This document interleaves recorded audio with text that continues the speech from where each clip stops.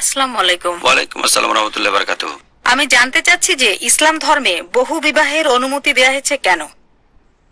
বোন প্রশ্ন করলেন যে ইসলামে বহুবিবাহের অনুমতি আছে কেন। বহুবিবাহ সাধারণত দুই টাইপের। একজনের একাধিক জীবন সঙ্গী, যখন পুরুষের একাধিক স্ত্রী থাকে তাকে বলা হয় পলিজিনি, আর মহিলার একাধিক স্বামী থাকলে সেটাকে তখন বলা হয় পলিঅ্যান্ড্রি। ইসলামে পলিজিনির অনুমতি আছে, লিমিটেড পলিজিনি, একজন পুরুষের একাধিক স্ত্রী। অন্যদিকে পলিঅ্যান্ড্রি নিষিদ্ধ। উত্তর দেওয়ার আগে আমি একটা কথা বলি, কোরআন হলো একমাত্র ধর্মগ্রন্থ পুরো পৃথিবীর মধ্যে যেটা বলছে একটা বিয়ে করো। যদি অন্যান্য ধর্মগ্রন্থগুলো দেখেন, খ্রিস্টান ধর্ম, হিন্দুইজম, ইহুদি ধর্ম, যতগুলো খুশি বিয়ে করতে পারেন। যদি আপনারা পড়েন রামায়ণ, সেখানে রামচন্দ্রের বাবা রাজা দশরথ, তার স্ত্রী 3 জন। যদি মহাভারত পড়েন, শ্রীকৃষ্ণ, তার কতগুলো স্ত্রী ছিল? 4 জন, 10 জন, 100 জন, 1000 জন, 16,108 জন। কৃষ্ণের যদি 16,108 জন স্ত্রী থাকে, তাহলে মুসলিমদের 4 জন থাকতে পারবে না কেন? এরপর যদি আপনারা বাইবেল পড়েন, ওল্ড টেস্টামেন্ট পড়েন, ইব্রাহিম, বাইবেল বলছে 3 জন স্ত্রী ছিল। সুলাইমানের 700 জন স্ত্রী। তাহলে বাইবেল অনুযায়ী, ইহুদি আর খ্রিস্টান ধর্ম অনুযায়ী একজন পুরুষ যতজন খুশি স্ত্রী রাখতে পারত।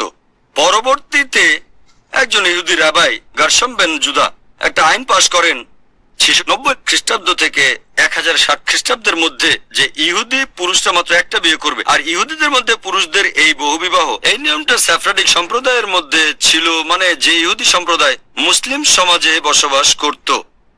এটা চলেছে 1950 সাল পর্যন্ত।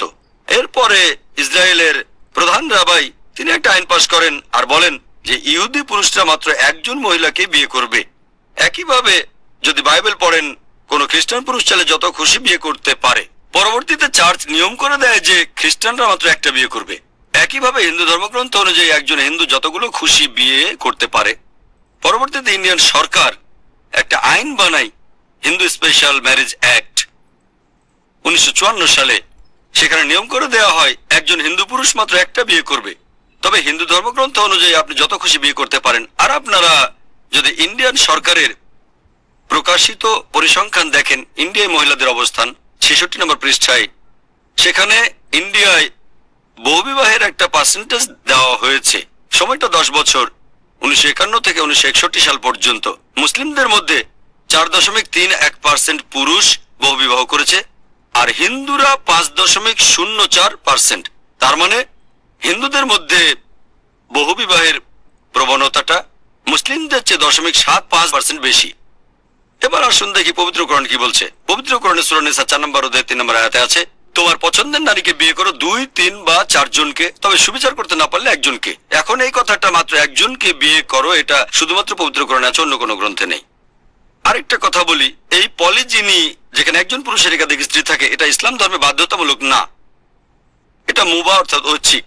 অনেকের একটা ভুল ধারণা আছে যে এটা বাধ্যতামূলক। এটা বাধ্যতামূলক না, বরং মুবাহ মানে ঐচ্ছিক। তবে যদি আপনি একাধিক বিয়ে করেন, কোরআন বলছে সুবিচার করতে হবে। সুবিচার করতে না পারলে একাধিক বিয়ে করবেন না। তাহলে কোনো পুরুষ একাধিক বিয়ে করবে, তার অন্যতম একটা কারণ হচ্ছে স্ত্রীদের প্রতি সুবিচার করতে হবে। আসুন এবারে আমরা যুক্তিগুলো দেখি যে কোন কারণে ইসলাম পুরুষকে একাধিক বিয়ের অনুমতি দিয়েছে। বিজ্ঞান আমাদের বলে যে প্রাকৃতিকভাবে ছেলে আর মেয়ে শিশু মোটামুটি সমান অনুপাতে জন্মায়। তবে একজন ডাক্তার আপনাকে বলবেন যে মেয়ে শিশুরা ছেলে শিশুদের চেয়ে ভালোভাবে বিভিন্ন রকম রোগ জীবাণু প্রতিরোধ করতে পারে। মেয়ে শিশুর প্রতিরোধ ক্ষমতা বেশি। মেডিকেলি মেয়ে শিশুরা পুরুষের চেয়ে বেশি শক্তিশালী। তাহলে একেবারে শিশু বয়সেই, ছোটবেলায় মেয়ে শিশুদের তুলনায় ছেলে শিশু বেশি মারা যায়। তাহলে ছোটবেলাতেই দেখা যায় ছেলের চেয়ে মেয়ের সংখ্যা বেশি। তারপরে সময় বয়ে যায়, মানুষ মারা যায় ধূমপানের কারণে, মদ পানের কারণে, অ্যাক্সিডেন্ট করে, যুদ্ধের সময়। এসব ক্ষেত্রে মহিলাদের তুলনায় পুরুষরাই বেশি মারা যায়। তাহলে আপনারা বুঝতে পারছেন যে বর্তমান পৃথিবীতে পুরুষের তুলনায় মহিলার সংখ্যা বেশি। শুধুমাত্র তৃতীয় বিশ্বের কিছু দেশে, যেমন ইন্ডিয়ায়, মহিলাদের সংখ্যাটা পুরুষের সংখ্যার তুলনায় কম। এটার অন্যতম একটা কারণ হচ্ছে ইন্ডিয়ায় মেয়ে শিশু আর ভ্রূণ হত্যা করা হয়। বিবিসির একটা রিপোর্ট অনুযায়ী, অনুষ্ঠানটার নাম ছিল অ্যাসাইনমেন্ট, টাইটেল ছিল লেট হার ডাই। একজন ব্রিটিশ রিপোর্টার, মহিলার নাম এমিলি বেকানান, তিনি এটা বলেছিলেন যে প্রত্যেক দিন 20,000-এরও বেশি মহিলার গর্ভপাত ঘটানো হয় যখন তারা জানে যে সন্তানটা মেয়ে। যদি এই সংখ্যাটাকে 365 দিন দিয়ে গুণ করেন তাহলে দেখবেন 10 লক্ষেরও বেশি মহিলার গর্ভপাত ঘটানো হয় ইন্ডিয়াতে প্রতি বছর যখন জানা যায় সন্তানটা মেয়ে। এই অশুভ রীতি বন্ধ হলে ইনশাআল্লাহ এমনকি ইন্ডিয়াতেও মহিলাদের সংখ্যা পুরুষের চেয়ে বেশি হয়ে যাবে। তাহলে বুঝতে পারছেন যে বর্তমানে পৃথিবীতে তৃতীয় বিশ্বগুলো বাদে পুরুষের তুলনায় মহিলার সংখ্যা বেশি। শুধুমাত্র নিউ ইয়র্কে 10 লাখ মহিলা বেশি আছে পুরুষের চেয়ে। শুধুমাত্র আমেরিকাতে পুরুষের চেয়ে মহিলার সংখ্যা 78 লক্ষ বেশি। শুধুমাত্র জার্মানিতে পুরুষের চেয়ে মহিলা বেশি আছে 50 লক্ষ। শুধুমাত্র ইংল্যান্ডে 40 লক্ষ বেশি আছে। শুধুমাত্র রাশিয়াতে মহিলার সংখ্যা পুরুষের চেয়ে 90 লক্ষ বেশি। আর একমাত্র আল্লাহ ভালো জানেন পুরো পৃথিবীতে পুরুষের চেয়ে মহিলার সংখ্যা কতজন বেশি আছেন। যদি আমি সেই অমুসলিমের সাথে একমত হই যে প্রত্যেকে মাত্র একটা বিয়ে করবে আর সবার একটা বিয়ে হয়ে গেছে, প্রত্যেক পুরুষ একজন করে মহিলাকে বিয়ে করেছে, আর ধরেন আপনার বোন অথবা আমার বোন তখন আমেরিকায় থাকে, সবার একটা বিয়ে হয়ে গেছে, প্রত্যেকেই তার একজন জীবনসঙ্গী পেয়ে গেছে, তারপর আমেরিকাতে 78 লক্ষ মহিলা থাকবে যাদের জন্য স্বামী খুঁজে পাওয়া যাবে না।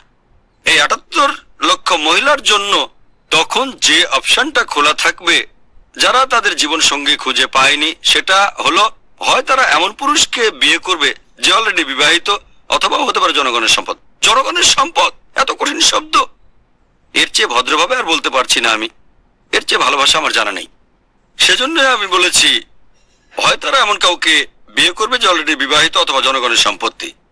আপনারা দেখবেন পশ্চিমা বিশ্বে, বিশেষ করে আমেরিকায়, গড়ে একজন লোক একজন জীবনসঙ্গীকে বিয়ে করে একসাথে থাকার আগে 8 জনের সাথে তার যৌন সম্পর্ক থাকে। এটা বিয়ের আগে।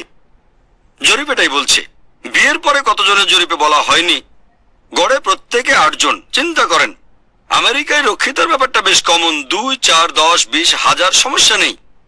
তবে একাধিক স্ত্রী আইনসম্মত ভাবে তারা হজম করতে পারে না। আমি এটা মানি যে কোনো মহিলা, কোনো মেয়ে স্বাভাবিক পরিস্থিতিতে তাদের স্বামীকে শেয়ার করতে চাইবে না, এতে কোনো সন্দেহ নেই। তবে ইসলামিক শরিয়া বলছে যে বড় ক্ষতি ঠেকাতে ছোট ক্ষতি মেনে নেওয়াটা ভালো। তার মানে সে যদি ভালো মুসলিম মহিলা হয় যে পৃথিবীর এই পরিস্থিতি জানে, স্বামীকে শেয়ার করতে সে মাইন্ড করবে না, এতে করে অন্য মুসলিম বোনদের উপকার হবে। তাহলে এটাই হচ্ছে কারণ যে জন্য আল্লাহ সুবহানাহু ওয়া তাআলা আমাদের স্রষ্টা কিছু পুরুষকে একাধিক বিয়ের অনুমতি দিয়েছেন, তবে সর্বোচ্চ 4 জন। আশা করি উত্তরটা পেয়েছেন।